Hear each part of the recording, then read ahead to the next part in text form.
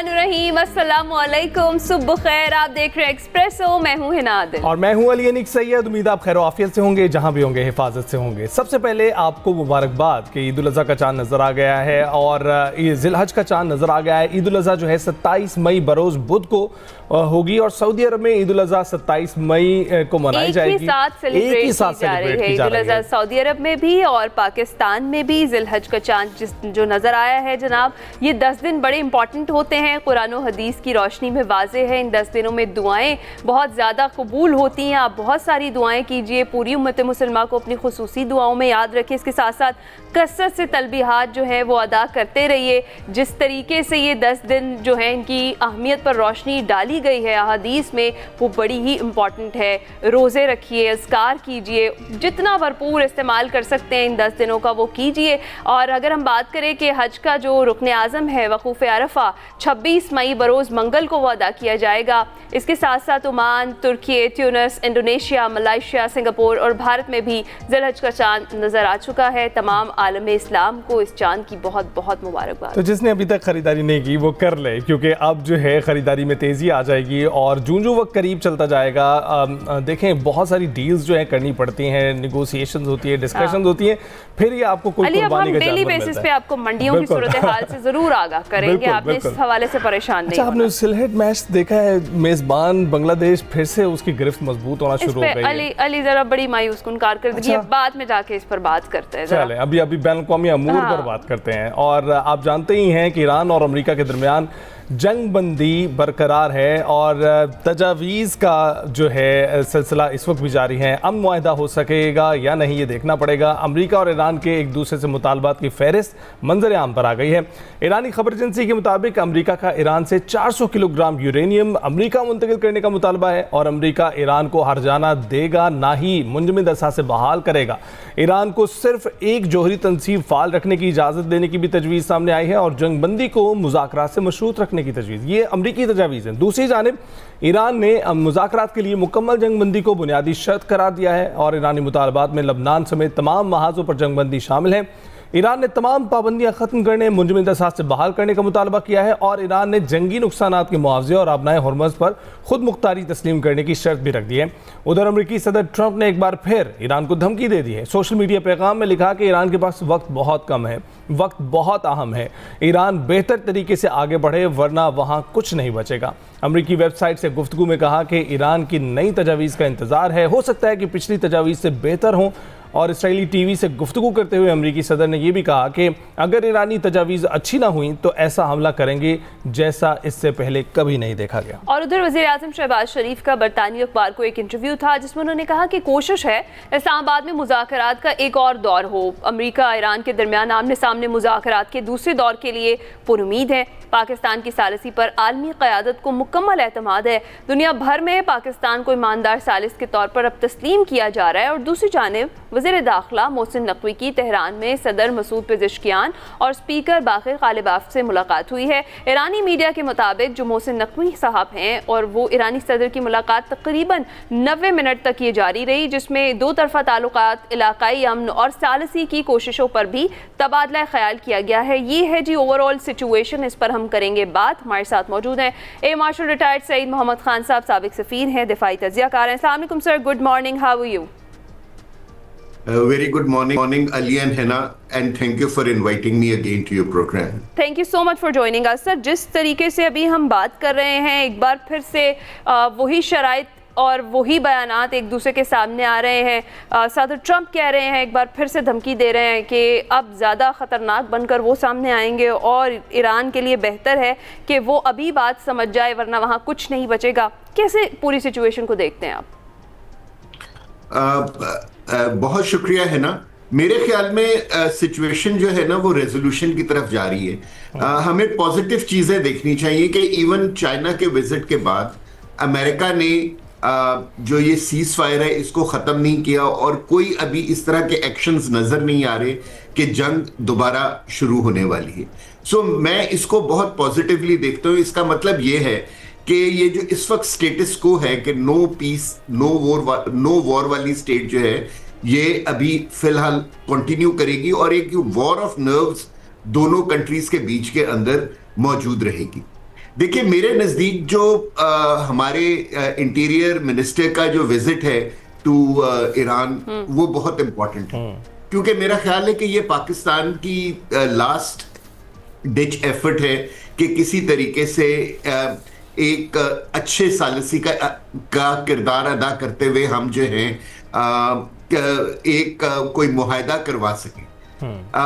देखिए, ईरान को भी अब ये सोचना चाहिए कि क्या कहते हैं कि दुनिया की नजरों में वो ये जंग जीत चुका है। हम almost 80th day of war के अंदर मौजूद हैं और पूरी दुनिया अब ये जानती है कि अमेरिका जो है वो इधर आके फंस गया है। लेकिन क्योंकि स्ट्रेट ऑफ हॉर्मुज बंद है और दुनिया को ऑयल और गैस की सप्लाई रुकी हुई है, सो दुनिया जो है ना स्लोली एंड ग्रेजुअली रिसेशन की तरफ बढ़ रही है। तकरीबन सारी दुनिया में इंक्लूडिंग अमेरिका लाइफ स्टाइल जो है वो बहुत महंगा हो गया है और एक ऑर्डिनरी पेचेक टू पेचेक अपनी जिंदगी गुजारता है, उसको अब एहसास होने लगा है कि अब ये जंग जो है उसकी नॉर्मल जिंदगी पर इफेक्ट कर रही है। सो अमेरिका के ऊपर एक बहुत बड़ा प्रेशर है उसके हलीफों का और उसकी अपनी इलेक्टोरेट का कि वो किसी तरीके से इस जंग को खत्म करे। सो मैं है ना बहुत पॉजिटिवली देख रहा हूँ। मुझे बहुत उम्मीद है कि 2-3 हफ्ते के अंदर जो है ये एक इनिशियल मुआहदा हो जाएगा और उसके बाद जो है वो लॉन्ग टर्म जो है ना मुआहदे के लिए एक सेटअप बन जाएगा, एक फ्रेमवर्क भी सामने रखा जाएगा। तो खान साहब ये भी बताइएगा कि इस वक्त जो सूरत हाल सामने है उसमें हम मुज़ाकरातकार का किरदार अदा कर रहे हैं, बड़ा इफेक्टिवली कर रहे हैं। कहीं मोहसिन नकवी साहब तेहरान में मौजूद हैं और कहीं वज़ीर आज़म जो है शो कर रहे हैं कि इस वक्त एक और दौर होना चाहिए। लेकिन दूसरी जानिब जहां ये कहा जाता है कि ईरान पर इसलिए एतबार नहीं किया जा रहा कि वो टाइम बाय करता है और करता आया है, इसीलिए इतने सालों पे साल गुजर गए, इतने सदूर से गुफ्तगू हुई, तब भी कोई मुआहदा हतमी शक्ल इख्तियार नहीं कर सका और जो हतमी शक्ल इख्तियार किया उसको इस सदन ने तोड़ दिया। तो आप क्या देखते हैं कि इस वक्त जो इनके बयानात हैं, क्या वो भी टाइम बाय कर रहे हैं अमेरिका के लिए, क्योंकि मिलिट्री बिल्डअप मौजूद है, तैयार खड़े हैं ये दोबारा रिज्यूम करने के लिए वो सारी सूरत हाल, लेकिन इस वक्त बयानात ही सिर्फ एग्रेशन में सामने आ रहे हैं? अली, वेरी रिस्पेक्टफुली मैं आपके ना इस पॉइंट ऑफ व्यू से डिसएग्री करूंगा। देखिए, ईरान ने और JCPO के तहत ऑलरेडी प्रेसिडेंट ओबामा के साथ एक मुआहदा कर लिया था। उसकी सारी जो क्या कहते हैं न्यूक्लियर फैसिलिटीज थी वो under the NPT international atomic energy agency के इंस्पेक्टर्स के लिए खुली हुई थी और वो हॉर्मुज भी खुला हुआ था और उसने अभी तक यानी कि इन द लास्ट 100 years अपने गल्फ नेबर्स को के ऊपर कोई अटैक नहीं किया था। So Iran was not the threat, neither ये जो इस जंग के अंदर ईरान इज द अग्रेसर। ये देखिए, ऑल्दो अब हम अमेरिका और ईरान के कॉन्टेक्स्ट में बात करते हैं अली इस जंग को, लेकिन ये जंग तो अमेरिका की कभी थी ही नहीं। ये तो जंग इजराइल की थी और अमेरिका ने इजराइल का साथ देते हुए ईरान के ऊपर अटैक किया था। अब जो स्टेट ये हो गई, अगर आपको मैं थोड़ा सा याद कराऊं कि जब हमारे फील्ड मार्शल गए थे, जब इनिशियल सीज फायर हुआ था और हमारे फील्ड मार्शल ईरान गए थे, तो ईरान ने हमारे कहने के ऊपर यकतरफा तौर के ऊपर स्ट्रेट ऑफ हॉर्मुज खोल दी थी। लेकिन फिर अमेरिका इजराइल के प्रेशर में बैकआउट कर गया और अब ये टिट फॉर टैट वाली सिचुएशन है। सो मेरे नजदीक का ईरान जो है ना उसके बहुत ज्यादा कंसर्न्स इस बात पर है, क्योंकि वो ये समझता है कि जो है ना अमेरिका और इजराइल जो है वो ट्रस्टवर्दी कंट्रीज नहीं है कि जिनके साथ मुआहदा करके वो सेफ गार्ड हो जाए, यानी कि वो इस बात से डर रहे हैं कि उनके ऊपर दोबारा चौथी मरतबा अटैक ना हो जाए। सो इस चीज को रोकने के लिए वो चाहते हैं कि कोई इंटरनेशनल गारंटीज हो। अगर आप देखें कि जब 13 मई को प्रेसिडेंट ट्रंप का दौरा शुरू हुआ तो उससे एक हफ्ता पहले ईरानियन फॉरेन मिनिस्टर इराकची जो थे वो बीजिंग में बैठे हुए थे और उन्होंने क्या कहते हैं चीन को इस चीज पे कन्विंस कर लिया है कि क्या कहते हैं कि एक ये स्टेलमेट वाली कंडीशन उस वक्त तक रहनी चाहिए जब तक चीन या रशिया जो है उसको एक गारंटर के तौर पर नहीं मान लिया जाता, सो दैट अगर कोई पीस डील होती है तो कोई इंटरनेशनल गारंटी होनी चाहिए। जहां तक अमेरिकन प्रेसिडेंट की स्टेटमेंट्स का ताल्लुक है अली, मेरे नजदीक अमेरिका की बहुत कैपेबिलिटी है कि वो ईरान के ऊपर और तबाही डाल सकता है, लेकिन इस तबाही की वजह के बाद क्या वो तेहरान के घुटने टिकवा देगा? That is a big question mark. क्योंकि आप जानते हैं खान साहब, इस वक्त जो सूरत हाल है उसमें ये तबाही की बात करना चाहेगा। इस वक्त तो तबाही की बात तो सामने है हमारे कि वो कर सकता है, बिल्कुल कर सकता है, लेकिन इस वक्त जो वॉर है वो तो वॉर ऑफ एट्रिशन है कि कितनी देर तक कोई बर्दाश्त कर सकता है किसी पर जारहियत बरकरार रखना या जारहियत को बर्दाश्त करना, ये तो उसकी गेम है। जी एग्जैक्टली। और मेरा ख्याल है कि अमेरिका के लिए ये मुश्किल इसलिए होता जा रहा है कि देखिए अमेरिका हजारों मील दूर अपने मुल्क से उसने ये ब्लॉकेड मेंटेन रखा हुआ है। वो ऑलमोस्ट यानी कि ऑलमोस्ट $1 बिलियन अ डे खर्च कर रहे हैं टू मेंटेन ये जो बिल्डअप है। और ईरान वो बैठा हुआ है। ईरान का हम सब एक्सपेक्ट कर रहे थे कि ईरान के ऑयल वेल्स जो है वो ओवरफ्लो कर जाएंगे, उसका वो हो जाएगा, लेकिन मेरे ख्याल में इस वॉर ऑफ नर्व्स को जो है ना इवेंचुअली अगर कोई खत्म करा सकता है तो वो पाकिस्तान करा सकता है। Exactly. सर मैं इसी तरफ आना चाह रही थी। ईरान के लिए भी डेफिनेटली बका की जंग है और वो इसे लड़ रहा है। रोल ऑफ पाकिस्तान पर बात करते हैं, मीडिएशन में जो हमारा किरदार है, जिस तरह से अभी मार्को रूबियो ये कह रहे हैं कि जो प्रोजेक्ट फ्रीडम है वो पाकिस्तान की रिक्वेस्ट पर रोका गया है, ये एक बड़ी चीज़ है। डेफिनेटली हम एक सालसी का किरदार अदा कर रहे हैं जिसको पूरी दुनिया मान रही है, दोनों फरीकैन मान रहे हैं, और अब तक अगर हम कहें कि अभी तक पीस है और जंगबंदी हुई हुई है, बेशक ये आर्जी जंगबंदी है, उसमें पाकिस्तान का मेजर रोल है। आप एक्सपेक्ट कर रहे हैं इन फ्यूचर, जिस तरह से प्राइम मिनिस्टर ने कहा कि नियर फ्यूचर वो इस्लामाबाद में राउंड 2 देख रहे हैं, जिस तरीके से इस्लामाबाद टॉक्स हुई और पीस टॉक्स थी, उसके लिए अब दोबारा दोनों फरीकैन, आपने भी कहा कि रिजॉल्व की तरफ जा रहे हैं, बयानात एक तरफ, लेकिन अभी दोनों के लिए क्योंकि बेहतर नहीं है जंग, बल्कि पूरे रीजन के लिए बेहतर नहीं है, तो इस तरफ आएंगे और जल्द इस्लामाबाद में दोबारा बैठेंगे एक दूसरे के सामने। बिल्कुल है ना, I totally agree with you. मेरे ख्याल क्योंकि दोनों जो मेन कॉम्बैटेंट्स हैं अमेरिका और ईरान, उनको एहसास हो गया है कि जंग इज नॉट द सोल्यूशन, ये स्टेलमेट है और दोनों में से कोई भी जो है वो पीछे नहीं हटेगा। जो पाकिस्तान का रोल है जिस तरह आप फरमा रही हैं बहुत इंपॉर्टेंट है और हमें मोहसिन नकवी साहब के इस विजिट को बहुत यानी कि सीरियसली ऑब्जर्व करना चाहिए। और मेरे ख्याल है वो इसीलिए गए हैं, जो प्राइम मिनिस्टर ने निशानदेही की है कि वो ईरान को ये समझाने की कोशिश कर रहे हैं कि गो के आपको अमेरिका और इजराइल के ऊपर इत्मीनान नहीं है, लेकिन आप हम पर इत्मीनान करें और दोबारा इस्लामाबाद तशरीफ लाएं। और अगर उनका ये ईरान हमारी ये रिक्वेस्ट मान लेता है तो I think this will be a big development. देखिए हिस्टोरिकली दुनिया की बड़े से बड़ी जंग भी जो है ना वो नेगोशिएशंस के बाद ही खत्म हुई, और दोनों को अमेरिका और ईरान दोनों को एक एक स्टेप पीछे लेना पड़ेगा, क्योंकि देखिए ये जंग जो है ना अब एक रीजनल जंग नहीं रही, अब ये एक तरीके से वर्ल्ड इकोनॉमिक वॉर बन चुकी है, और जो है ना पूरी दुनिया इफेक्ट हो रही है, और पूरी दुनिया में जो गुडविल थी फॉर अमेरिका एंड ईरान वो दिन ब दिन कम हो रही है। वो इस वजह से नहीं कि कोई पॉलिटिकल उनको गेन हो रहा है, इस वजह से कि एक नॉर्मल आदमी की जिंदगी पूरी दुनिया में मुश्किल होती है। अच्छा, ये मिडिल ईस्ट में क्या सूरत हाल है इस वक्त? खान साहब आप देख रहे हैं कि इतवार को हमला हुआ है जिसकी वजह से जो यूएई की जौहरी तंजीम है उसमें आग भड़क उठी थी। सऊदी अरब ने 3 ड्रोन्स गिराए हैं, कहा है कि उनको जवाब देने का हक हासिल है। आप वहाँ क्या सिचुएशन देख रहे हैं?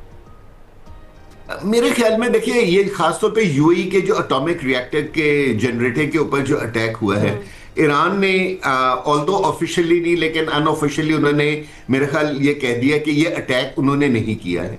सो मैं जो है ना जो इस पूरे कॉन्फ्लिक्ट के अंदर अगर कोई गेनर हो सकता है कि अगर जंग दोबारा छिड़ जाए वो इजराइल है। सो मैं तो इसमें ना फॉल्स फ्लैग के बहुत ज्यादा पॉसिबिलिटी देख रहा हूं कि ये ना हो के क्या कहते हैं कि जंग को दोबारा शुरू कराने के लिए इस तरह की ये यानी कि फॉल्स अटैक्स हो रहे हैं। सो मैं उम्मीद करता हूं कि क्या कहते हैं और ये बड़े अच्छी पॉजिटिव साइन है कि अगर आपने देखा हो कि इवन यूएई ने भी स्टेटमेंट ये दिए कि हम इन्वेस्टिगेट कर रहे हैं कि ये ड्रोन्स कहां से आए। इसका मतलब है कि उनके दिमाग में भी ये है कि ये ईरान से नहीं आए, कहीं और से आए।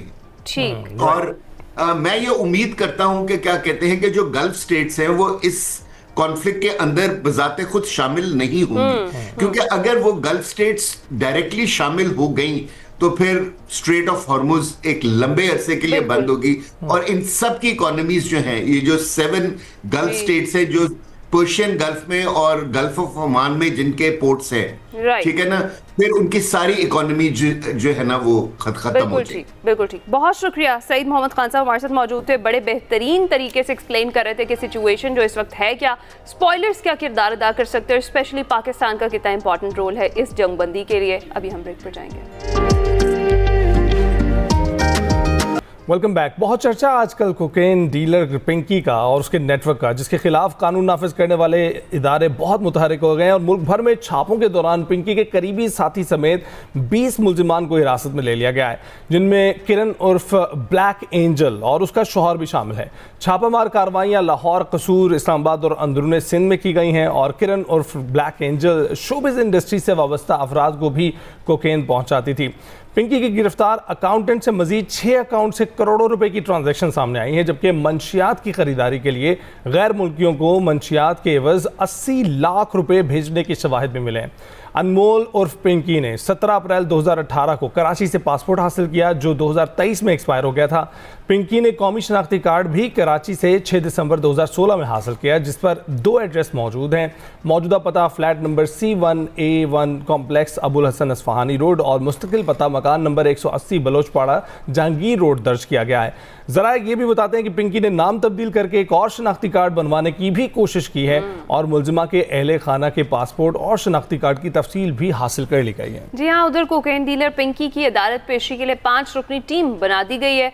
DSP इन्वेस्टिगेशन लियारी को टीम लीडर मुकर्रर किया गया और पिंकी को आज मनशियात और कत्ल के मुकदमात में अदालत पेश किया जाएगा। सीनियर वजीर सिंध जो हैं शर्जील मेमन, वो ये कहते हैं कि अनमोल और पिंकी जहर बेचने वाली खातून है। मनशियात वाले मामले में कई नाम है, अभी किसी का नाम नहीं लूंगा। मनशियात नेटवर्क खत्म करना हुकूमत की जिम्मेदारी है।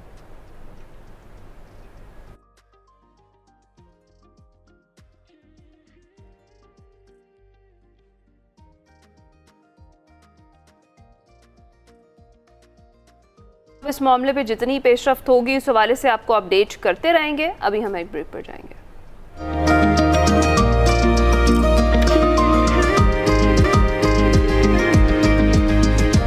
वेलकम बैक टू एक्सप्रेसो जनाब। एक दफ़ा फिर से आलमी अदालत में पाकिस्तान सुरखरू हुआ है। बात करें आलमी सालसी अदालत ने पाकिस्तानी जो मौक़िफ़ है उसके हक़ में फ़ैसला दे दिया है और इंडस वाटर ट्रीटी पर सफारती, कानूनी और इखलाकी महाज पर भारत मुकम्मल तौर पर नाकाम हुआ है। आलमी सालसी अदालत के मुताबिक सिंध ताश माहिदा आलमी बैंक की ज़मानत के तहत कायम बैनुल-अक़वामी माहिदा है और भारत एक तरफा तौर पर सिंध ताश माहिदा मुअत्तल नहीं कर सकता। पाकिस्तान का मौक़िफ़ इंडस वाटर ट्रीटी की दुरुस्त कानूनी तशरीह और बैनुल-अक़वामी कानून के बिल्कुल मुताबिक है। कोर्ट ऑफ आर्बिट्रेशन के मुताबिक भारत मगरबी दरियाओं पर किसी भी हाइड्रो पावर मनसूबे में अपनी मर्जी से पानी ज़ख़ीरा नहीं कर सकता। इसी पर हमने बात करनी है। मैं ज्वाइन कर चुकी हैं रुमीना खुर्शीद आलम साहिबा, कोऑर्डिनेटर हैं वज़ीर आज़म की बराए मौसमियाती तब्दीली। अस्सलाम वालेकुम madam, thank you so much for joining us. आप कैसी हैं?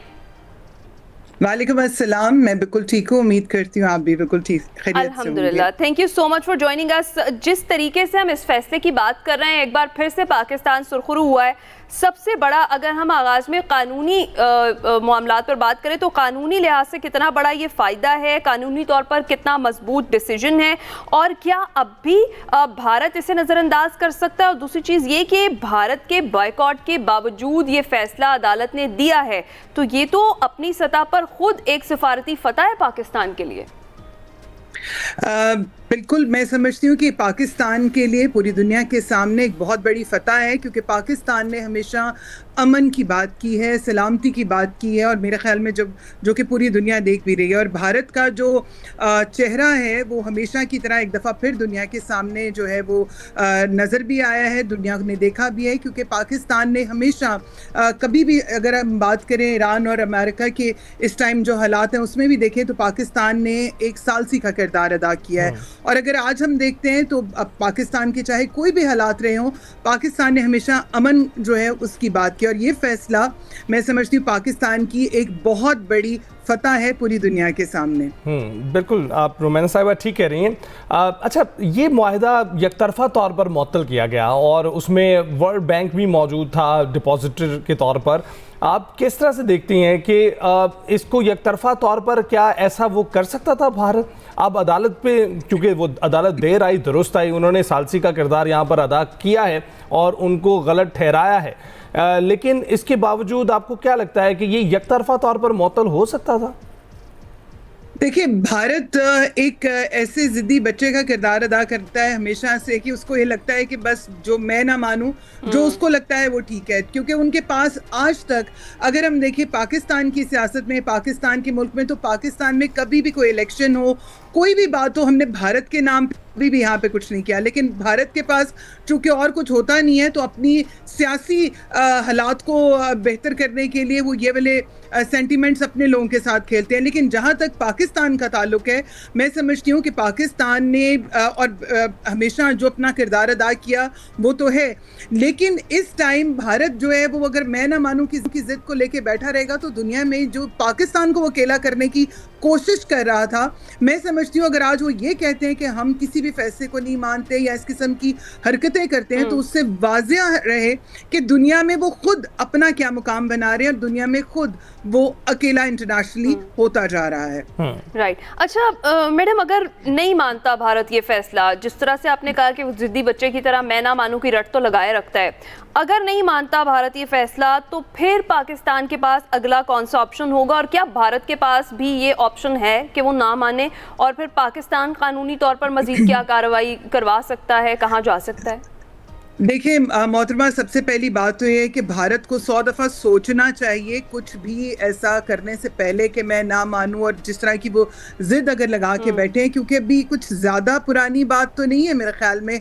अगर भारत की याददाश्त खुदा न खास्ता कमज़ोर हो रही है, तो अगर मैं आपके प्रोग्राम की तवस्सुत से आवाज़ पहुँचाना चाहूँगी कि अभी बयानुल मरसूस और मार्का हक कोई ज़्यादा पुरानी बात तो है नहीं। और दूसरी बात यह कि हक तो हक होता है, और हक जो होता है वो सच पे होता है, और हमें अपना हक लेना भी आता है। पाकिस्तान अगर अमन चाहता है, तो उस अमन की कोशिश को हमारी कमज़ोरी नहीं समझ जाना चाहिए। ये जहन में रखें कि पाकिस्तान को अपना हक लेना आता है, और इंटरनेशनली कम्युनिटी में भारत का क्या फिर मंजर आम पर भारत किस तरह से आएगा, ये भी डेफिनेटली हम सबके सामने। और मैं समझती हूँ कि अब इतना आसान नहीं है इस किस्म की जिद और रट लगाना। तो मेरे ख्याल में तो तमाम तर चीज़ें बहुत वाज़ेह और सामने हैं, क्योंकि आज देखिए, मैं हमेशा एक बात कहती हूँ कि हमेशा चाहिए कि हम उस लय पे चलें कि जो कल को अगर आपको कोई प्रॉब्लम आए, आज अगर आप ये कहते हैं कि आप किसी भी आलमी अदालत को नहीं मानते, तो कहीं कल आपके साथ कुछ हुआ तो दूसरों ने कहा हम नहीं मानते, तो फिर आप क्या करेंगे? आप तो बिल्कुल ठीक इंडिकेशन दे रही हैं। ये जो उन्होंने हमारे साथ किया है, चाइना उनके साथ भी कर सकता है, बिल्कुल ठीक कह रही हैं। लेकिन इसके अलावा आप देखिए कि ये उन ट्रीटीज़ में से, उन कामयाब तरीन वाटर ट्रीटीज़ में से है कि दोनों ममालिक जंगों के दौरान भी इसकी वायलेशन नहीं करते रहते जी। अब फॉल्स फ्लैग ऑपरेशन को बुनियाद बना के इन्होंने ये किया।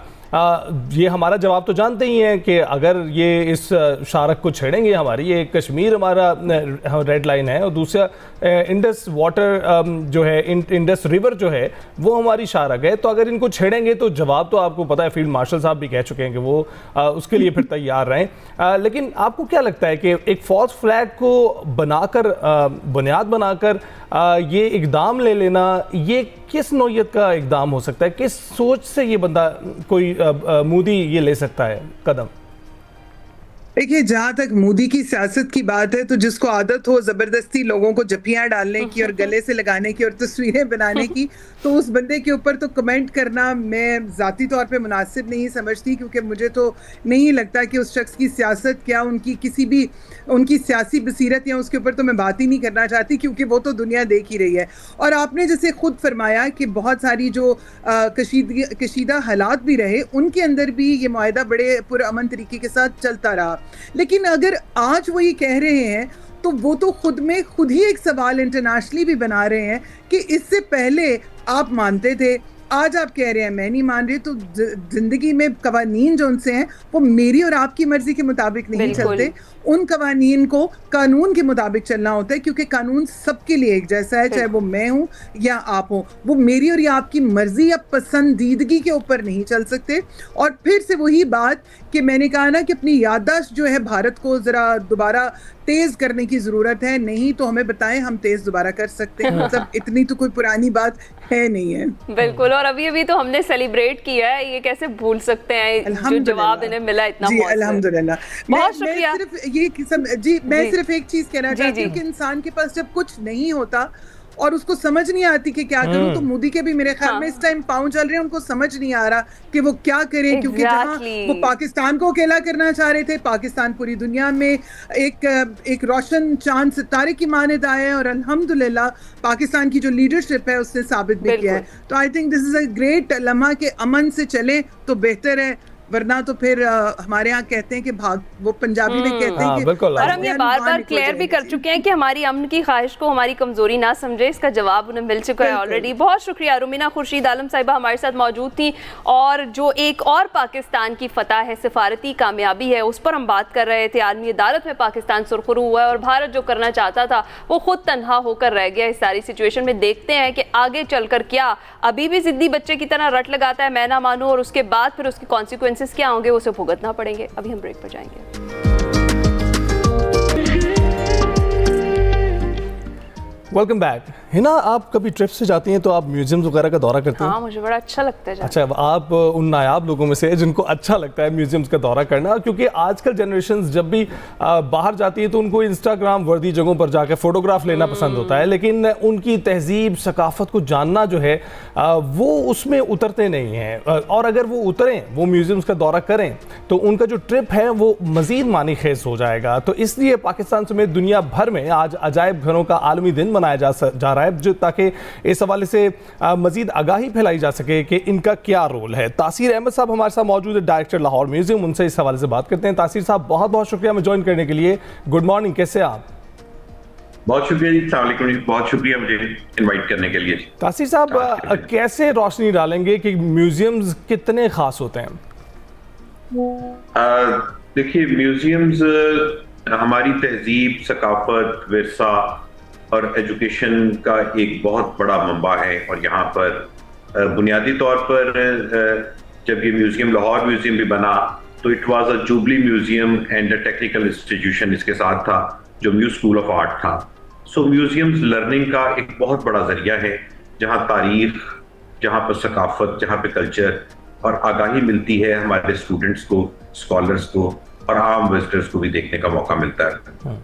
तो आज का दिन जो है बड़ा खास है कि इंटरनेशनल काउंसिल ऑफ म्यूजियम्स जो 1946 में कायम हुई, उन्होंने 1977 में डिसाइड किया कि हम म्यूजियम डे मनाया करेंगे। उस वक्त से एक म्यूजियम डे मनाया जा रहा है, और उसका जो थीम इस बार इंटरनेशनल काउंसिल ने रखा है वो ये है कि museum uniting the dividing world. कि दुनिया जो मुख्तलिफ लसानी, मुख्तलिफ मजहबी, मुख्तलिफ फिरकेबंदी का शिकार है और डिवीजन का शिकार है, म्यूजियम कैसे अपना किरदार अदा कर सकते हैं ताकि इस तफरीक को कम करें और लोगों को यूनाइट करें। तो इसी थीम के ऊपर हम भी 3 रोज़ा तकरीबात कर रहे हैं, बल्कि आज के दिन तो हमने म्यूजियम में एंट्री भी फ्री रखी है तमाम लोगों के लिए, और इस पे हम काम कर रहे हैं। राइट। अच्छा सर, दुनिया भर में हम देखते हैं, जैसे आप भी बात कर रहे हैं, म्यूजियम्स की बड़ी इंपॉर्टेंस है, बड़ी अहमियत है, लोग जाकर देखना चाहते हैं, उन्हें क्यूरोसिटी होती है तारीख जानने में भी। और हमें लगता है कि हम इस मामले में थोड़ा पीछे रह गए हैं, लोगों को अपनी सकाफत दिखाने में। आपको क्या लगता है इसका मेजर रीज़न क्या है? मैडम, आपकी बात दुरुस्त है कि जितना दुनिया में म्यूजियम्स के विजिटर्स होते हैं, पाकिस्तान में उस हिसाब से विजिटर्स की तादाद रिलेटिवली कम है। हम साल में लाहौर म्यूजियम में ऑलमोस्ट 3 लाख के करीब विजिटर्स आते हैं, जबकि बाकी म्यूजियम्स में, दुनिया के म्यूजियम की तादाद ज़्यादा है। उसकी वजह डेफिनेटली ये है कि हमने आर्ट और कल्चर को शायद वो जगह नहीं दी जो उसकी प्रॉपर जगह थी, और हमने न्यू आर्ट्स और न्यू म्यूजियम्स और न्यू टेक्नोलॉजीज उससे इस्तेफादा नहीं किया। अब मैं आपके प्रोग्राम की तवसत से बताना चाहूँगा कि एक new block of the museum just opposite the museum वो कंस्ट्रक्ट किया जा रहा है, जहां पर हम ऑगमेंटेड रियलिटीज और तमाम डिजिटल जो मॉडर्न आर्ट्स और डिजिटल आर्ट्स उन पे बेस गैलरीज बना रहे हैं। सो एक तरफ तो लाहौर म्यूजियम है जो कि हिस्टोरिकल और आर्कियोलॉजिकल म्यूजियम्स की सफ में आता है, और दूसरी तरफ हम इमर्सिव एक्सपीरियंस, ऑगमेंटेड रियलिटी और तमाम मॉडर्न म्यूजियम्स के साथ एक तो सर ये कितना इम्पोर्टेंट था, क्योंकि डिजिटल दौर है। वही बात है कि लोग रिलेट नहीं कर पाते। जो हमारी नई नस्ल है, जो हमारी यूथ है, वो उस तरीके से इंटरेस्टेड नहीं है कि वो जाकर वो चीज़ें देखे और उनके बारे में पढ़े। और जो जिस तरह से आपने बताया कि डिजिटलाइज किया जा रहा है अब म्यूजियम को, और ऑगमेंटेड रियलिटी और इन सब चीज़ों का इस्तेमाल किया जा रहा है, तो ये कितना ज़्यादा फ़ायदेमंद साबित होने वाला है? मैडम डेफिनेटली आज के दौर में यूथ को इससे कनेक्ट करने के लिए, जबकि उनका जो कंसंट्रेशन स्पैन है वो भी कम हो गया, तो ये बहुत ज़रूरी था। और ये पंजाब गवर्नमेंट ने एक स्टेप लिया और बहुत ही अच्छा स्टेप लिया, और इस पर ऑलमोस्ट 8 बिलियन रुपीस खर्च किए जा रहे हैं, जिससे ये म्यूजियम आएगा, और जिसका वाहिद मकसद ये है कि यूथ को एंगेज किया जाए, उनको आगाही दी जाए, उनको एजुकेट किया जाए। और इसके बाद यहाँ पर भी मैं ये नहीं कहूँगा कि यूथ को डिसइंटरेस्टेड है, ये ज़रूर कहा जा सकता है कि उनकी तादाद कम है, लेकिन चूंकि मैं म्यूजियम में होता हूँ day in and day out, तो हम यहाँ पर देखते हैं कि यूथ का बहुत ज्यादा यहाँ पर भी फोकस है, यूथ आती है। लेकिन डेफिनेटली ट्रैवलिंग लाहौर में वाकया है, बाकी जगहों पे म्यूजियम उस तरह के नहीं हैं, बट पाकिस्तान में भी 150 के करीब म्यूजियम्स हैं और म्यूजियम्स में लोग आते हैं। बिल्कुल। तासीर साहब, ये भी बताइएगा कि रिलेटिवली एक यंग नेशन होने की वजह से भी इस पर एक असर पड़ सकता है, क्योंकि कुछ अक़वाम आलम है उनके तो सदियों के जो है जो नवादरात हैं वो महफूज हुए हैं, जिसकी वजह से उनको देखना शायद ज़्यादा इंटरेस्टिंग उनको लगता है। हम चूँकि यहाँ बहुत पुरानी तहजीबों में से एक हैं, तो यहाँ जो कुछ चीज़ें हैं वो शायद इस वक्त मुआशरे से रिलेट नहीं कर पाती हैं, जिसकी वजह से लोग डिसइंटरेस्टेड रहते हैं। तो मैं इस पे थोड़ा सा मेरा मौक़िफ़ ज़रा सा मुख्तलिफ है कि हमारे पास जो कलेक्शंस है इंडस की और गंधारा की, उसके लिए हमारा म्यूजियम पूरी दुनिया में जाना जाता है, और दुनिया में अगर 1 लाख म्यूजियम है तो हमारी उस पे रैंकिंग जो है वो बहुत अच्छे म्यूजियम्स में, बहुत इब्तदाई म्यूजियम्स में आती है। और जो गंधारा है जिसके लिए हमारे पास चाइना से, नेपाल, बर्मा, तिब्बत, मॉक्स, थाईलैंड, वहां से बेशुमार विजिटर्स आते हैं। फिर हमारे पास सिखों की बहुत ज्यादा हेरिटेज है, हमने सिख गैलरी बनाई है अलहदा से। Then we have a Chinese gallery, तो हमारे पास बेशुमार Chinese visitors and Sikh group, Sikh visitors, and हमारे पास स्टूडेंट्स जो कि आर्कियोलॉजी के स्टूडेंट्स हैं, जो कि हिस्ट्री के स्टूडेंट हैं, जो कि एंथ्रोपोलॉजी के स्टूडेंट हैं, वो और उनके असातिज़ा भी जो एमफिल कर रहे हैं, बच्चे जो है पीएचडी कर रहे हैं, वो भी बहुत बड़ी तादाद में आते हैं। जबरदस्त, बहुत शुक्रिया तासीर अहमद साहब हमारे साथ मौजूद थे। हम बात कर रहे थे आज अजायब घरों का आलमी दिन है, तो अगर आज आपके पास वक्त है तो निकालिए, अपने बच्चों को लेकर जाइए। आज कोई टिकट नहीं है लाहौर म्यूजियम पे, और जाकर उन्हें दिखाइए हमारी सकाफत और विरसा क्या है और क्या महफूज किया हुआ है। शो खत्म होने दें, हम ब्रेक पर जाएंगे अभी।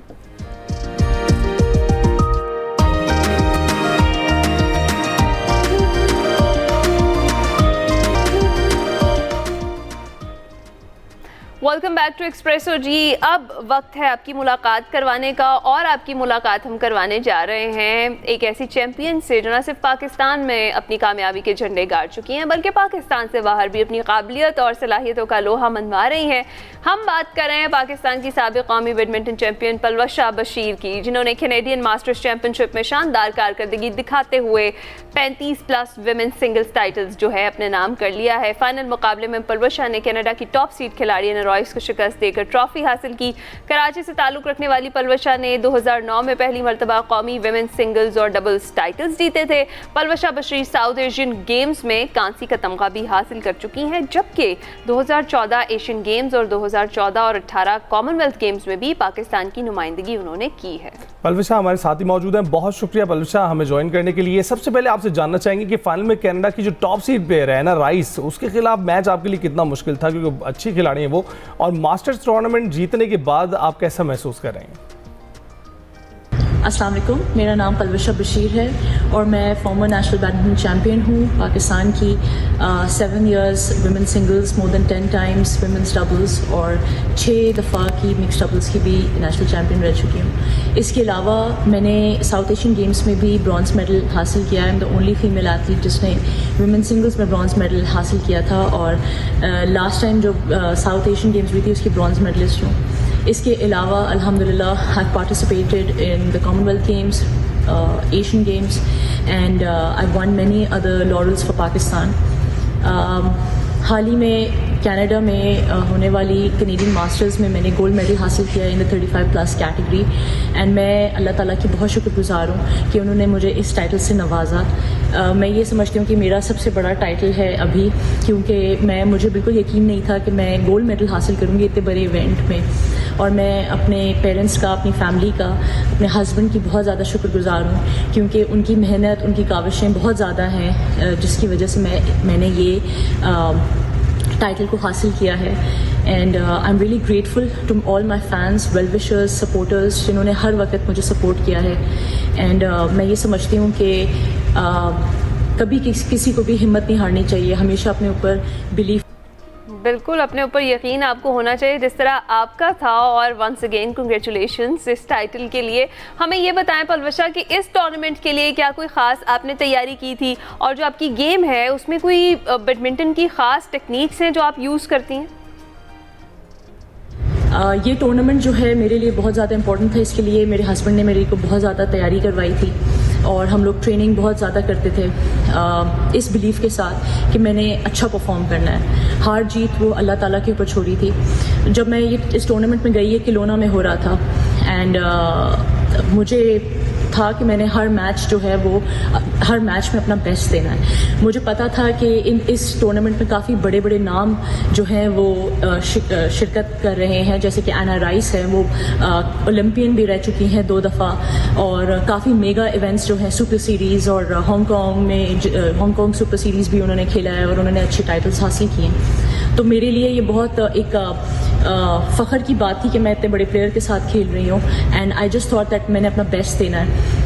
जब मैं फाइनल में पहुंची थी, मेरे वेल विशर्स, मेरे सपोर्टर्स जो हैं, जो हमारे साथ जो टीम गई हुई थी, जिनमें मैं बहुत अहम नाम लेना चाहूँगी, मुकीत राना, जिन्होंने मुझे हर वक्त सपोर्ट किया, जिनकी वजह से बेसिकली मैं ये टूर्नामेंट में पार्टिसिपेट कर रही हूँ क्योंकि उन्होंने ही हम लोगों के लिए कनाडा जाना, प्लेयर्स के लिए स्पॉन्सर्स ढूंढना बहुत मुश्किल होता है एंड ऐसे लोग भी होते हैं जो कि बेलॉस आपको प्रमोट करना चाहते हैं and I am really grateful to him and of course the legend Tariq Wadood साहब। उनके लिए मतलब उनका तो मैंने सिर्फ नाम सुना था, लेकिन उनको जब मैंने देखा, उनकी सपोर्ट, उनके जो जैसे तासुरात थे, जिस तरीके से वो एक्सप्लेन कर रहे थे बैडमिंटन की गेम, मेरे लिए वो बहुत ऑनर की बात थी।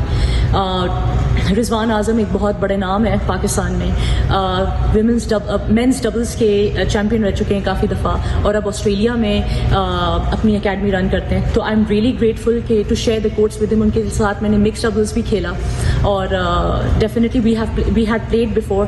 हम दोनों ने एक ही डिपार्टमेंट को रिप्रेजेंट भी किया है, तो मेरे लिए बड़ा फ़ख्र की बात थी to play with him and share the court with him. Definitely इतनी अच्छी टीम जब आपके साथ होती है और जो मेरी डबल्स की पार्टनर थी आयरीन, उनकी भी बहुत ज़्यादा सपोर्ट थी मेरे लिए। तो जब इतने अच्छे लोग, वेल विशर्स और आपके साथ होते हैं मौजूद, तो डेफिनेटली आप अच्छे परफॉर्म करते हो। आपकी माँ की दुआएं होती हैं, आपकी फैमिली की सपोर्ट होती है and I think that's what. Right. अच्छा पलविशा, ये बताइएगा मास्टर्स कैटेगरी में खेलने और ओपन कैटेगरी में खेलने में क्या फ़र्क होता है? आप क्या फ़र्क महसूस करती हैं और आपकी जीत पर पाकिस्तान से कैसा रद्द-ए-अमल मिला है? और ख़वातीन बैडमिंटन प्लेयर्स के लिए पाकिस्तान में सबसे बड़ा चैलेंज क्या लगता है आपको? मास्टर्स कैटेगरी और ओपन कैटेगरी में कोई इतना ख़ास मुझे फ़र्क नज़र नहीं आया। मैं यही समझती हूँ कि हर मैच जो है आपको अपना बेस्ट देना होता है। तो आई फील कि आप अपनी मेहनत आपको हर मैच में दिखानी पड़ती है और सब लोग खेलने आते हैं और सब लोग जीतने आ रहे होते हैं। तो मैं ये समझती हूँ हमेशा अपना बेस्ट देना चाहिए कोर्ट में। पाकिस्तान में मुझे बहुत ज़्यादा सपोर्ट मिली। बहुत सारे लोगों ने मुझे मेरे टैलेंट को सराहा, मुझे मैसेजेस किए, मुझे बहुत अच्छा लगा एंड आई रियली होप कि मैं ज़्यादा से ज़्यादा मेडल्स अपने मुल्क के लिए, अपना मुल्क का नाम रोशन करूँ इंटरनेशनल सतह पर। और मुझे आप लोग के साथ की ज़रूरत है। तो और दूसरा, हमारी जो ख़वातीन हैं, प्लेयर्स हैं, डेफिनेटली सब में बहुत टैलेंट है, बट हमें हमारे अंदर जो है वो एक्सपोजर की कमी है। हमें ज़्यादा से ज़्यादा टूर्नामेंट्स बाहर खेलने चाहिए और एकेडमी सिस्टम स्ट्रॉन्ग होना चाहिए।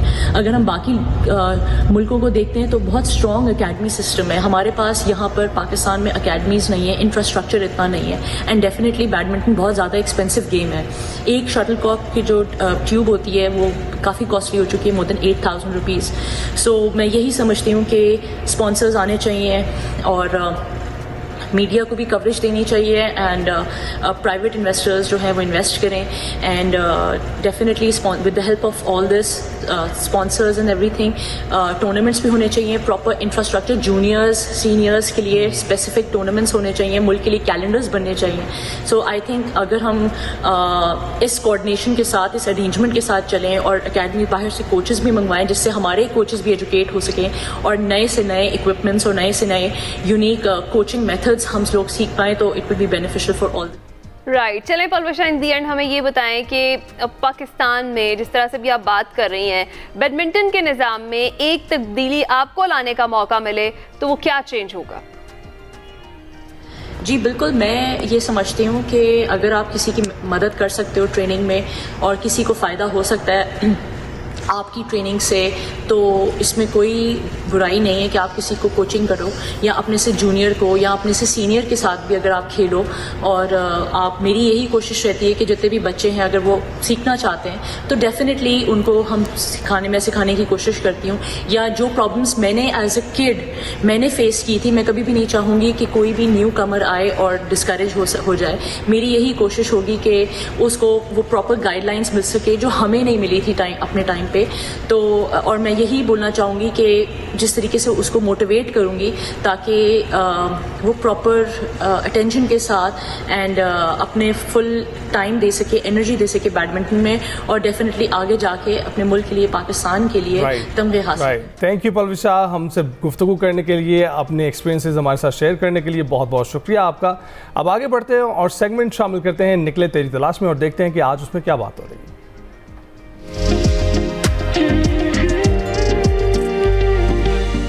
अस्सलाम वालेकुम नाज़रीन, मैं वकार अहमद और आप देख रहे हैं निकले तेरी तलाश में। हर हफ्ते मुस्तनसर हुसैन तार साहब हमारे साथ होते हैं और हम उनसे सवाल करते हैं। बहुत शुक्रिया तार साहब, आपने ज्वाइन किया है। आप आज का जो मेरा सवाल है वो अवार्ड्स के हवाले से है, क्योंकि हाल ही में आपको निशान इम्तियाज़ मिला है। उससे पहले एक अवार्ड जो था एकेडमी ऑफ लेटर्स, गालबन पिछले साल की बात है, वो आपने लेने से इनकार कर दिया था, उसकी कुछ वजूहत आपने बताई थी। बट एनीवे अवार्ड्स जो हैं आपको काफ़ी मिल चुके होंगे। मैं ये जो आज का जो हमारा ये सेगमेंट है, इस हवाले से सिर्फ मैं ये जानना चाहता हूँ कि वो जो पहला अवार्ड होता है उसकी अपनी खुशी होती है। एक ऐसा अवार्ड जब वो अनाउंस होता है आपके लिए और आप, हो सकता है कि आपकी रातों की नींदें उड़ जाएं, और जब आपको वो मिलता है अवार्ड तो आप बहुत दिन तक आपको बहुत ज़्यादा खुशी रहती है। वो कौन सा अवार्ड था जो पहला भी कहा जा सकता है और जिसने आपको बहुत ज़्यादा खुशी दी? मैं आपको बता नहीं सकता कि 91 में मुझे जब प्राइड ऑफ परफॉर्मेंस मिला तो मुझे कितनी खुशी। ओके, सही। ख्वाहिश भी थी। अच्छा। और उसके बाद उसका एक जो ग्रैंडर था प्रेसिडेंट हाउस में, और तमाम आर्मी चीफ आ रहे हैं, पूरी कैबिनेट आ रही, वो भी हमारे तो ख्वाबों में ही आ सकता है ना। सही सही। तो वो मैंने बहुत इन्जॉय किया, मेरे बच्चों ने भी इन्जॉय किया, मैंने भी इन्जॉय किया। और उसकी एक बेसिक वजह थी। बेसिक वजह ये है कि आप देखते हैं कि जो अवार्ड आपको मिल रहा है वो और किस किस को मिल रहा है। मैंने बाद में एक स्टेटमेंट दी कि ये अवार्ड वाला, ये प्राइड ऑफ परफॉर्मेंस एक ऐसा सबल है जिसमें अरबी घोड़े और खच्चर साथ साथ बंधे होते, और मैं खच्चर हूँ। लेकिन हुआ ये कि उसके ऊपर भी प्रोटेस्ट हुआ। ओके। तो होता ये है कि अगर आहिस्ता आहिस्ता खच्चरों की तादाद में इजाफा होता गया, सुनाचे अगर आप घोड़े हैं भी तो खच्चरों के साथ रह के आप खच्चर ही हो जाएंगे ना।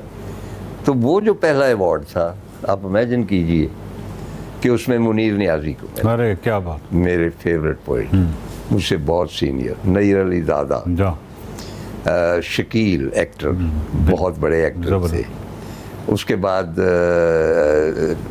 परवेज़ मलिक डायरेक्टर, जी हाँ, अकेले ना जाना वाले, तारक अजीज़, क्या बात। इस तरह 4-5 और नाम हैं फिल्म इंडस्ट्री से और टेलीविज़न से, जिन्हें, अमूइन अख्तर, तो उसमें आप कंफर्टेबल महसूस करते, ठीक है। चुनांचे definitely I was very excited. अब जो मौजूदा अवार्ड है वो पाकिस्तान का, जिस तरह आपने कहा, सबसे बड़ा सिविलियन अवार्ड है। तो असल मसला ये है कि एज यू नो कि आई एम 86 ईयर ओल्ड, और ज़वाल पज़ीर एक बदन भी और रूह भी और थॉट नहीं, थॉट उसी तरह ज़रखेज़ है। सही। चुनांचे इस एज में जाके वो बाबा फरीद ने कहा था कि उठ फरीदा सुतिया तेरी दाढ़ी आया बूर, ते अग्गा नेड़े आ गया तो पीछा रह गया दूर। तो वो अग्गा जो है ना, आगा, वो नज़दीक आता चला जाता, और वो आपने एक क्रॉस करनी है बाउंड्री, मुंतकिल होना है दूसरे जहान में। वो एक बड़ा कड़ा मसला होता है, और आप ख्वाहिश करते हैं, दुआ करते हैं कि उस मरहले से आप गुज़र जाएं और यहाँ से वहाँ तक चले जाएं और गुज़र ही जाएं। तो ऐसी सूरत हाल में ऐसा जो माइंडसेट होता है इंसान का, उसमें जो दुनियावी होते हैं इनाम व इकराम, उनकी कोई बुखत नहीं रहती, वो पीछे रह जाती हैं। सिर्फ ये ख्याल आता है कि अगला मरहला तय करना। बहुत शुक्रिया तार साहब, आपने वक्त दिया। नाज़रीन, अगले हफ्ते फिर मुलाकात होगी किसी नए सवाल के साथ। देखते रहिए निकले तेरी तलाश में।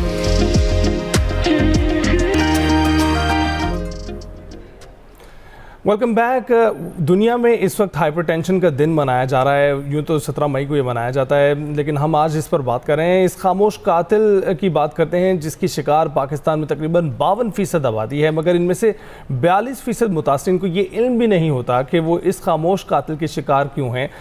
हम बात कर रहे हैं बुलंद फशार खून की, यानी हाई ब्लड प्रेशर की, और आप जानते ही हैं कि हर दूसरे शख्स को शिकायत है कुछ ना कुछ इस हवाले से।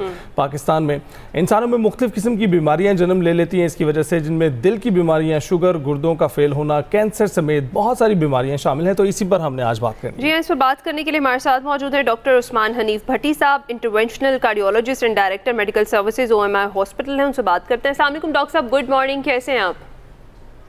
वालेकुम जी, गुड मॉर्निंग, मैं ठीक हूँ, आप खैरियत से हैं? अल्हम्दुलिल्लाह, thank you so much for joining us. जिस तरीके से ये हाइपरटेंशन का जो दिन मनाया गया 17 को, हमने कहा इस पर बात करना बहुत ज़्यादा ज़रूरी है। इससे डायरेक्टली एक इंसान की सेहत का ताल्लुक किस तरीके से होता है, और अगर कोई इंसान हाई ब्लड प्रेशर के मसाइल का शिकार हो तो उसे कैसे पता चलता है, क्या मेजर सिम्टम्स हैं, अलामात क्या हैं जिससे उसे पता चल जाए कि वो इस बीमारी का शिकार है, जिसे बीमारी उमूमी तौर पर समझा नहीं जाता हमारे पाकिस्तानी मुआशरे में? अगर ब्लड प्रेशर के अलामत की बात करें तो ये 2 पोल्स अपार्ट है। कम्प्लीटली एसिम्प्टोमेटिक यानी कि कोई अलामत ना होने से लेकर के एंड ऑर्गन डैमेज यानी कि कॉम्प्लिकेशन की तरह जाहिर होने के लिए जाहिर भी हो सकती है। बाज़ों का अमूमी तौर पे मरीज है वो एसिम्प्टोमेटिक होते हैं। इसके अलावा सर में दर्द होना, चक्कर आना, गर्दन सर्वाइकल रीजन में पेन होना, ये इसके मोस्ट कॉमन सिम्टम्स हैं। उसके अलावा कॉम्प्लिकेशंस की बात करें तो हार्ट अटैक के साथ जाहिर होना, किसी को फालिज हो जाना, किडनीज का फेल हो जाना, ये इसकी दीगर कॉम्प्लिकेशंस हो सकती हैं। अच्छा डॉक्टर साहब, ये भी बताइएगा, कुछ खिलाड़ी भी हैं उनको भी बुलंद फशार खून की शिकायत है, ये कैसे होता है? क्योंकि अमूमन कॉन्सेप्ट ये है कि अगर आप हाथ पैर हिलाते रहते हैं तो आपका जिस्म जो है इंटरनली भी मजबूत रहता है, तो उनको कैसे हो जाता है? तो बेसिकली ये मल्टी फैक्टोरियल बीमारी है। इसमें एक्सरसाइज का, फिटनेस होना एक बहुत इंपॉर्टेंट रोल है, लेकिन इसके अलावा dietary pattern, how you handle your stress, genetics, ये सारे इन्वॉल्वमेंट भी होती है। अच्छा डॉक्टर साहब, जिस तरीके से भी हम बात कर रहे हैं कि हाई ब्लड प्रेशर होता है और इससे मसाइल पैदा होते हैं, मुख्तलिफ दीगर बीमारियां भी इससे जुड़ी होती हैं, ये होता क्यों है बेसिकली, और इसके नुकसानात क्या क्या हो सकते हैं अगर अर्ली डायग्नोसिस नहीं होता, एक पेशेंट नहीं डायग्नोस कर पाता कि उसे ये हाइपरटेंशन का मर्ज है या हाई ब्लड प्रेशर का मसला उसके साथ चल रहा है, क्योंकि सिम्टम्स आपने जिस तरीके से बताया कि वो इतने क्लियर और वाजे नहीं होते। जी, तो बेसिकली होता क्या है कि जो हमारे ब्लड वेसल्स है उसमें जो खून का बहाव है, जो ब्लड फ्लो है, उसके प्रेशर अगर बढ़ जाए तो उसे ब्लड प्रेशर कहते हैं। इसके क्या क्या कॉम्प्लिकेशंस हो सकते हैं, जब आपने सवाल किया उसमें यह कि किसी को हार्ट अटैक का होना, फालिश का होना, किडनीज का फेल होना, बेनाई चली जाना, ये सारे इसकी कॉम्प्लिकेशंस हो सकते हैं। अच्छा डॉक्टर साहब, ये हर 20 में से 9 लोगों को क्यों है पाकिस्तान में? ये डाइटरी जो उनकी प्रैक्टिसेस हैं उसकी वजह से है, क्योंकि हम देखते हैं कार्ब्स बहुत ज़्यादा हैं पाकिस्तानी खुराक में, और कार्ब्स जो हैं वो बुनियादी तौर पे जब बच्चा छोटा होता है तब तो वो सपोर्टिव होते हैं और जल्दी से वो ग्रोथ पकड़ता है, लेकिन जब एक ख़ास लिमिट से एक ख़ास एज से ऊपर चला जाए तो वही चीज़ें उसके लिए नुकसानदेह बन जाती हैं। बिल्कुल। तो हमारे डाइटरी पैटर्न्स अमूमी तौर पे इतने हेल्दी नहीं हैं। हमारे डाइट में कार्ब्स कंटेंट जैसे आपने जिक्र किया ये बहुत ज़्यादा है, इसके अलावा फैट कंटेंट हमारी डाइट में बहुत ज़्यादा है, और तीसरी चीज़ के जो हाइजीनिक डाइट का तरीका है वो हम फॉलो नहीं करते। राइट। अच्छा, तो फिर डॉक्टर साहब कैसे बचा जा सकता है हाई ब्लड प्रेशर के मसाइल से, इस बीमारी से? राइट। अमूमी तौर पे हम अपने पेशेंट्स को उनको याद दिलाने के लिए करते हैं कि 2S and 2Ws को याद रखें। पहला S ये कि अपने स्ट्रेस को मैनेज करें, दूसरा ये है कि अपने स्लीप पैटर्न्स को बेहतर करें।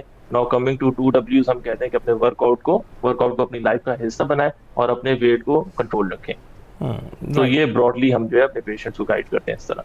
आपने बहुत ही मिनिमल तरीके से बताया है, उम्मीद है कि जो देख रहे हैं उनको याद रहेगा, क्योंकि 2S और 2W याद रखना बहुत आसान है। लेकिन इसके अलावा तो बहुत ज़्यादा साइंटिफिक हो जाती है बात। हाँ बिल्कुल ठीक कह रहे हैं। इसके अलावा बताइएगा कि ये जो अगर शिकायत किसी को हो जाए तो वो फिर किस तरह से मैनेज करे इसको? तो उसमें हमारा सबसे पहला गोल ये होता है कि लाइफस्टाइल मॉडिफाई करना, यानी कि उनके डाइटरी पैटर्न्स को बेहतर करना, डाइट में प्रोटीन कंटेंट को ज़्यादा करना और कार्बोहाइड्रेट और फैट कंटेंट को कम करना। सेकंड ये कि एक्सरसाइज को अपनी लाइफ का रूटीन का हिस्सा बनाना। अमूमी तौर पे डाटा ये कहता है कि हर 1 किलोग्राम वजन कम करने पे एक ब्लड प्रेशर का डिजिट कम हो जाता है। मिसाल के तौर पे अगर किसी का वेट 80 किलोग्राम है और उसका सिस्टोलिक यानी कि ऊपर वाला blood pressure 140 millimetre of mercury है, अगर वो अपना वेट रिड्यूस करता है 80 से 70 किलोग्राम पे आ जाता है तो ऑटोमेटिकली उसका ब्लड प्रेशर 140 से कम होके 130 के राउंड हो जाए। राइट। अच्छा, तो डॉक्टर साहब हम देखते हैं कि जिस तरह से मैंने आगाज़ में भी बात की कि पाकिस्तानी सोसाइटी में हम इसको एक मर्ज लेकर नहीं चलते, ये हमें लगता है कि ये एक बस मसला है और छोटा सा मसला है ये, हालांकि ये बहुत बड़ा मसला बन सकता है आगे चल के उन पेशेंट्स के लिए जो इसका शिकार होते हैं। तो ऐसे लोगों को क्या क्या तब्दीलियां अपनी डाइट में लानी चाहिए, उन्हें क्या क्या खाना चाहिए, किस किस चीज़ से उन्हें गुरेज करना चाहिए, ये चीज़ें ज़रा डिटेल में हाईलाइट कीजिएगा। तो अगर आप डाइट की बात करें तो डाइट में हम ये कहते हैं कि फलों और सब्जियों का ज़्यादा इस्तेमाल करें, ऑयल के इस्तेमाल को रिड्यूस करें और फाइबर को अपनी डाइट का हिस्सा बनाएं। तो ये अमूमी डाइटरी पैटर्न है जिनको फॉलो करें। और एक मेडिकल टर्मिनोलॉजी है DASH diet, dietary approach to stop hypertension. इसको अगर आप फॉलो करें तो इससे भी ब्लड प्रेशर काफ़ी हद तक कंट्रोल हो जाता है। राइट। तो डॉक्टर साहब बस आखिरी बात आपसे, आप इंटरवेंशनल कार्डियोलॉजिस्ट हैं, सबसे ज़्यादा मुतासिर तो जो है इस बीमारी में जो मुब्तला लोग हैं उनके दिल ही मुतासिर होते हैं, तो उसको महफूज रखने का क्या तरीक़ाकार है? तो अगर देखा जाए तो दुनिया में leading cause of death cardiovascular mortalities ही हैं, दिल की बीमारियों की वजह से बात की अमवात सबसे ज़्यादा होती हैं। तो उसमें यह है कि जिनको ब्लड प्रेशर हो गया है वो अपने लाइफस्टाइल मॉडिफिकेशन के साथ, वेट रिडक्शन के साथ साथ अपनी जो दवाइयां हैं वो बाकायदा टाइम पे लें और उनको अपने नंबर्स का पता होना बड़ा जरूरी है, यानी कि अपने ब्लड प्रेशर पे चेक रखें। बिल्कुल ठीक। बहुत बहुत शुक्रिया डॉक्टर साहब, आपने हमसे गुफ्तगू की और इस मुतालिक हमें बताया है। हाइपरटेंशन डे है, आप भी ख्याल रखें अपना और अपने इर्द गिर्द के लोगों का, और ख़ासकर अपने ब्लड टाइप को नोटिस कीजिएगा, क्योंकि हर ब्लड टाइप जो है वो डिफरेंट तरीके से रिएक्ट करता है बॉडी में और उसको डिफरेंट नीड्स होती हैं। तो अगर खुदा न खास्ता किसी को ये शिकायत हो जाए तो ब्लड टाइप का ख्याल रखते हुए इक़दाम कीजिएगा। ब्रेक के बाद हाजिर रहें। Welcome back. हिना, अगर आपकी इजाज़त हो तो अब क्रिकेट पे बात हो जाए, थोड़ी सिलहट टेस्ट की बात करते हैं। वैसे अभी भी बात अगर करेंगे तो फिर तनकीद करनी पड़ेगी, तो अभी बात करते हैं सिलहट टेस्ट की, जहां पर 222 रन की बढ़तरी मिल गई है बांग्लादेश को।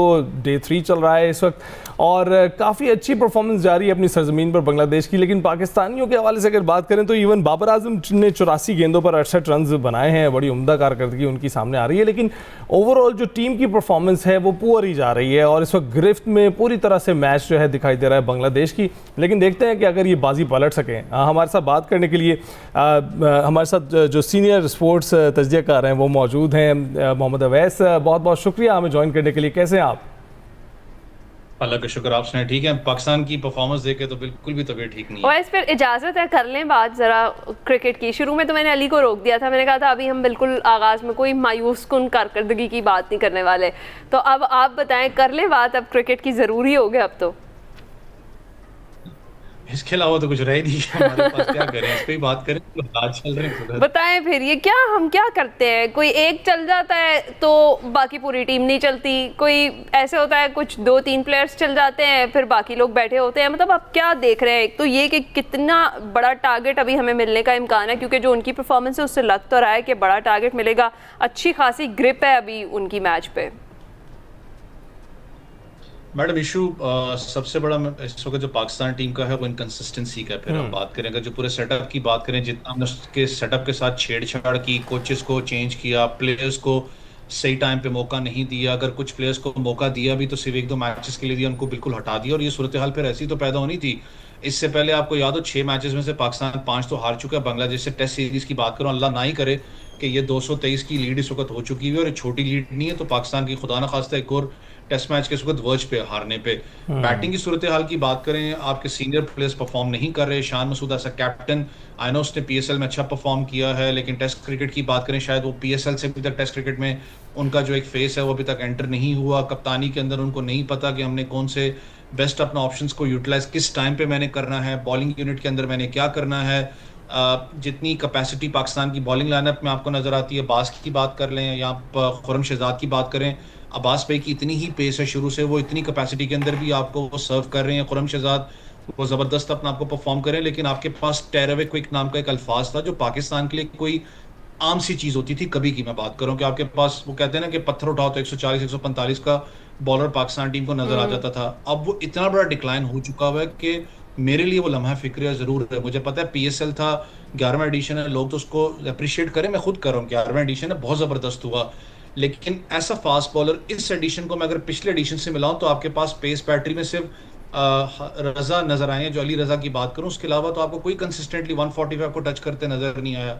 आपके पास जिशान था, आपके पास एक और जिशान लड़का था अंडर 19 का, एहसानुल्लाह था, वो लड़के किधर गए? आपने गायब कर दिए। फिर दूसरा मसला सबसे बड़ा ये है कि जो आपका यंगस्टर है वो टेस्ट क्रिकेट की तरफ आना ही नहीं चाहता, क्योंकि उसको पता है कि टी20 में इतना पैसा है, टी20 में इतनी शोहरत है, वो कहता है बस ठीक है, जितना मेरा टाइम है, जितना मेरा लाइफ पड़ी हुई क्रिकेट के अंदर, उसको मैं कैश कर लूँ। टेस्ट क्रिकेट के अंदर डोमेस्टिक मैच सच कोई आपकी फाइनेंसेस है नहीं। टेस्ट क्रिकेट की बात करें, मैं खुद भी आज चाहता हूं कि उसके कॉन्ट्रैक्ट्स बिल्कुल अलग हो जाए, उसकी टीम अलग और उसके इंसेंटिव ज्यादा हो, तब जाके आपको वो एक फ्रूट मिलता है टेस्ट क्रिकेट के अंदर। अभी ये सूरत हाल है तो इंग्लैंड में सोच लें 5 टेस्ट मैच सीरीज है तो वहां पर क्या होगी। बिल्कुल सही कह रहे हैं। अच्छा अवैस, रिजवान और जो आज़ान है उन्होंने 13 रन्स बनाए हैं, और 3 खिलाड़ी तो ऐसे थे जो सिंगल डिजिट में ही रहे हैं, और आप देख ही रहे हैं मोहम्मद अब्बास की भी बात करें, 0 पर वो आउट हो गए। जो एक खिलाड़ी जिन्होंने परफॉर्म किया है जो हमारे बॉलर्स हैं उनमें से साजिद खान है, 38 रन बनाए उन्होंने पहली इनिंग्स में। हमारे बैटर नहीं चल रहे हैं, सिवाय बाबर आजम के कोई परफॉर्म नहीं कर रहा है, ना रिजवान हमें करते हुए दिखाई दे रहे हैं, ना पूरी टीम करते हुए दिखाई दे रही है। आपको क्या लग रहा है, क्या वजह क्या है जो हमारे ये बैट्समैन खेल नहीं पा रहे हैं?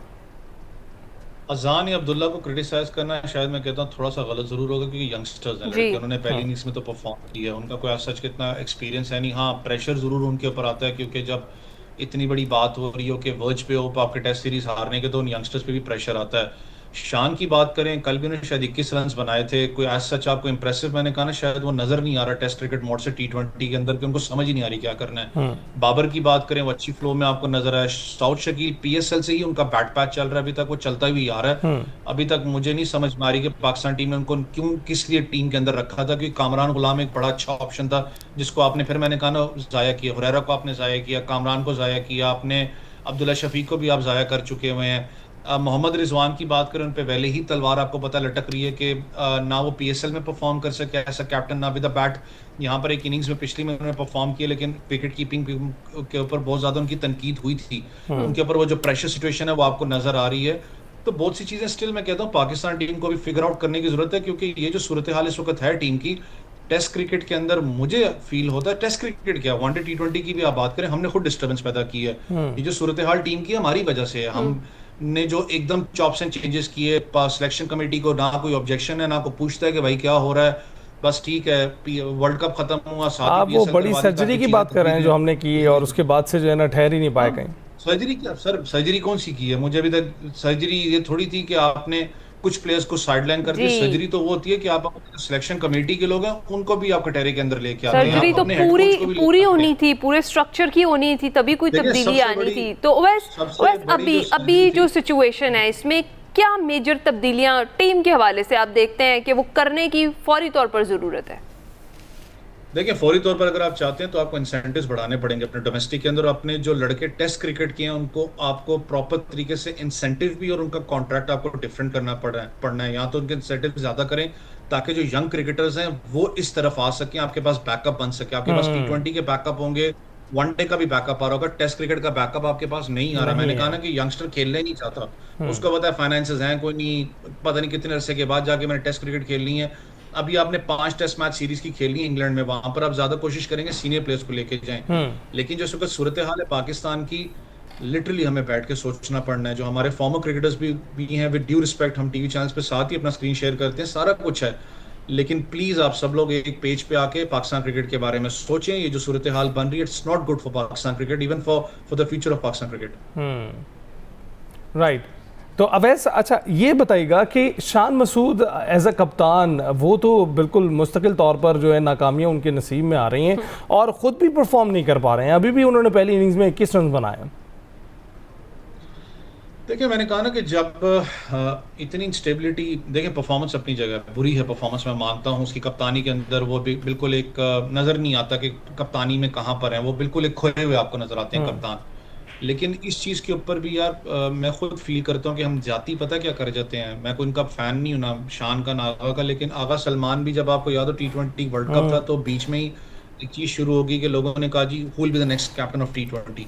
आप वहां पर स्टेक पे लगी हुई है टीम, और ये जब प्रेशर बिल्ड होता है, एक इंसान है ना, बिल्कुल ठीक कह रहे हैं अवैस, आप दुरुस्त फरमा रहे हैं। बहुत बहुत शुक्रिया। क्रिकेट पर हम बात कर रहे थे, सैयद मोहम्मद अवैस हमारे साथ मौजूद थे। अभी ब्रेक पर जाएंगे।